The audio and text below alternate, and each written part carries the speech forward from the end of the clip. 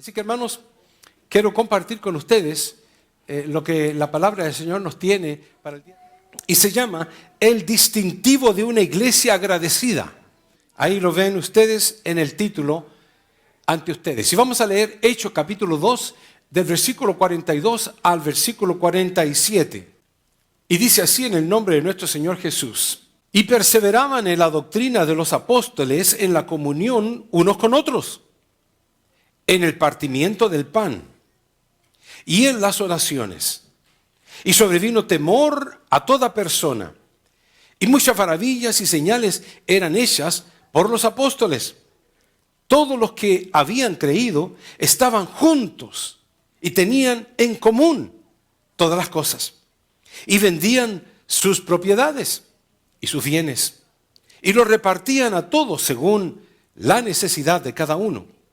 Y perseverando unánimes cada día en el templo, y partiendo el pan en las casas, comían juntos con alegría y sencillez de corazón, alabando a Dios y teniendo favor con todo el pueblo.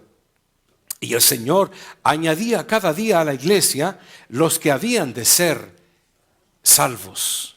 Padre mío, ante tu santa y divina presencia estamos. Háblanos, Señor, a nuestro corazón. Háblanos tú, en el nombre de Cristo Jesús. Amén. Tomen sus asientos, hermanos. Les quiero enfatizar de que el título de este mensaje es el distintivo de una iglesia agradecida. Hermanos amados, al haber leído el pasaje bíblico ante ustedes, quiero enfatizar de que la gratitud de la iglesia primitiva, o sea, la iglesia de los apóstoles, la que ellos fundaron o establecieron cuando el Espíritu de Dios bajó en el aposento alto. La gratitud de la iglesia primitiva se reflejaba en una manera muy clara y obvia. Se reflejaba en su forma de convivir entre ellos. Ese era el distintivo de la iglesia primitiva. El agradecimiento que ellos tenían se dejaba notar y se reflejaba en la manera de vivir de ellos y en la manera de convivir con los hermanos. Déjeme mencionarle algunas características de la iglesia primitiva. Número 1, empecé desde el del versículo 43, lo cual decía de que maravillas y señales eran hechas en esa iglesia. Luego el versículo 44 decía, todos los creyentes estaban juntos. Noten ustedes las características de esa iglesia. Tenían en común todas las cosas. Vendían sus propiedades. Repartían según la necesidad de la hermandad. Perseveraban unánimes. Y continúa la palabra de Dios diciendo de que cada día estaban en el templo. Cada día. No una vez en la semana. Otra característica, partían el pan en las casas, porque en las casas se llevaban a cabo la Santa Cena también. Comían juntos, dice, con alegría. Tenían sencillez de corazón. Se mantenían alabando a Dios. Y el versículo 47 dice, tenían favor con todo el pueblo. Estas son características de la iglesia primitiva. ¿Y cuál era el resultado de todas estas características? Sencillamente que el Señor añadía cada día a la iglesia los que habían de ser salvos. Las características de esta iglesia se daban vueltas, se enfocaban en ser agradecidos con Dios y con los hermanos de la iglesia. Y el Señor añadía cada día a la iglesia los que habían de ser salvos. Hagamos una pequeña comparación a la iglesia de hoy.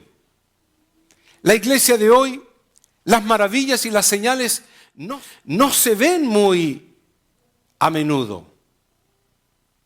La pregunta es ¿por qué? ¿Por qué ocurrían las señales y las maravillas en esa iglesia primitiva y en la iglesia de hoy no se ve tan a menudo, por decirlo lo menos?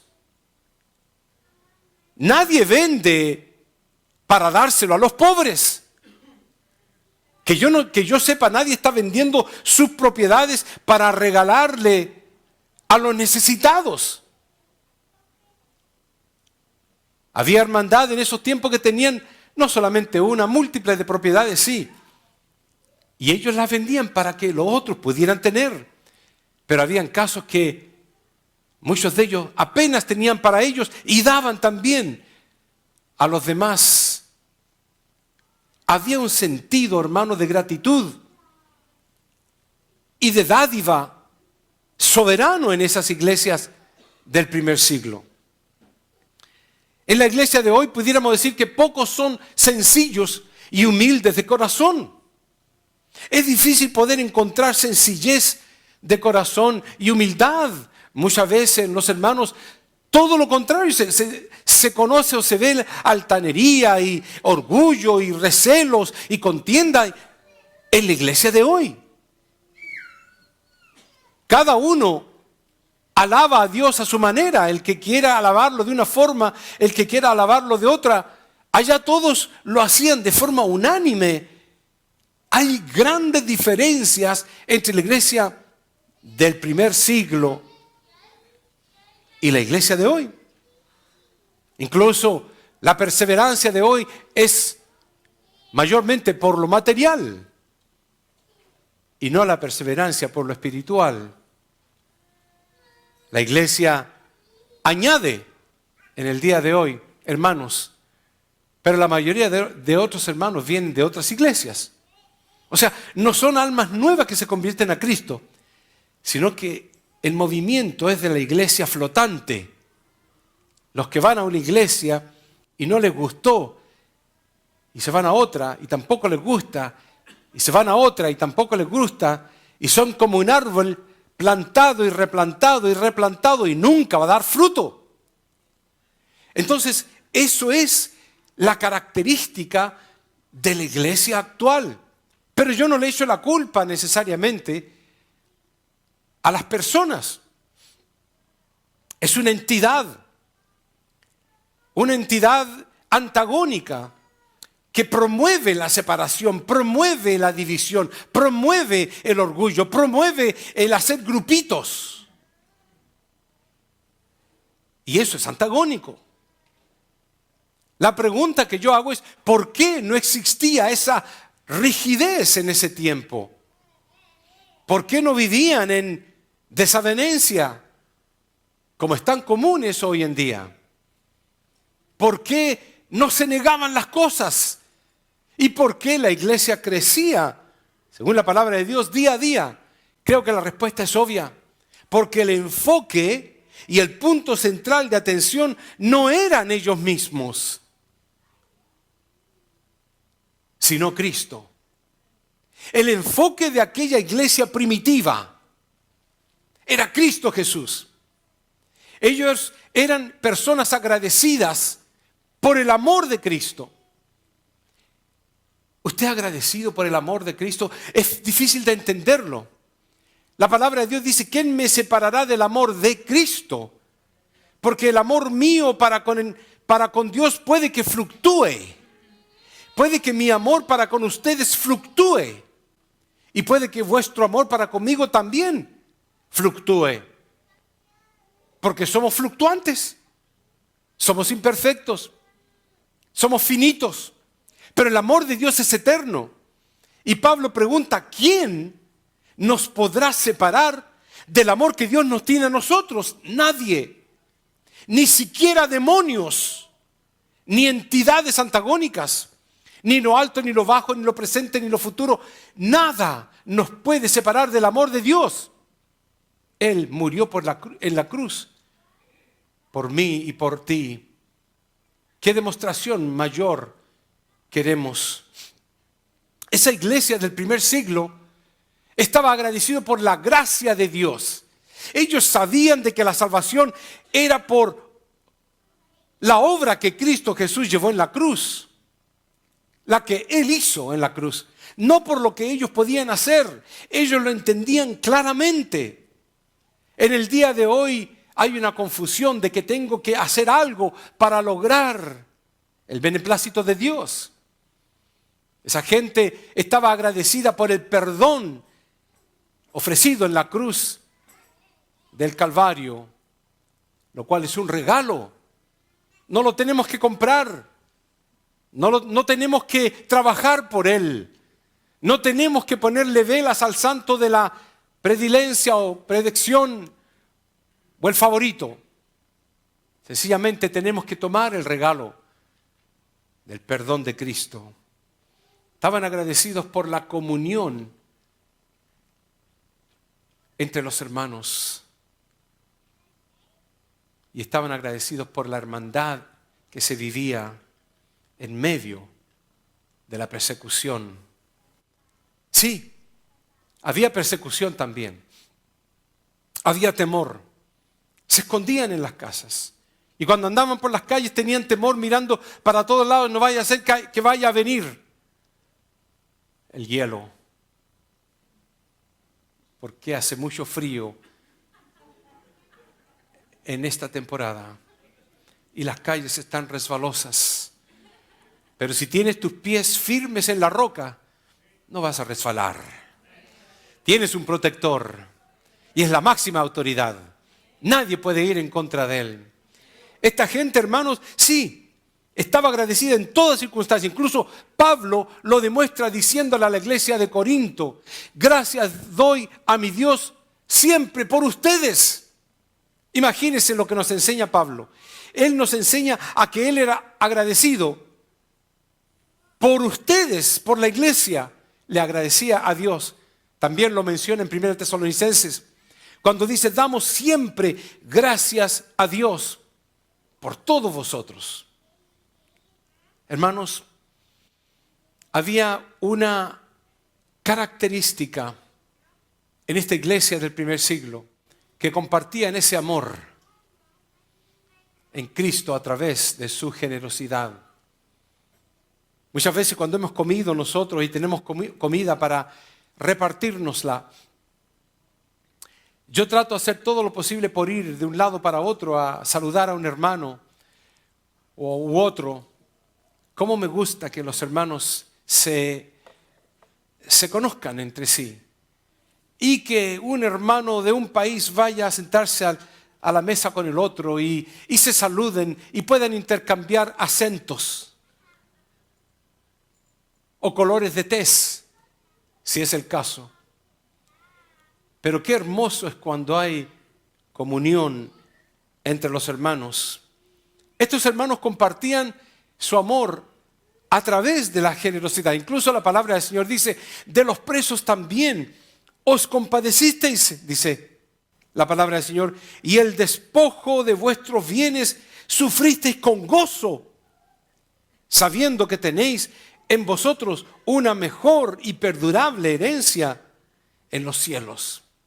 Ellos sabían que la herencia de ellos está en el reino de los cielos.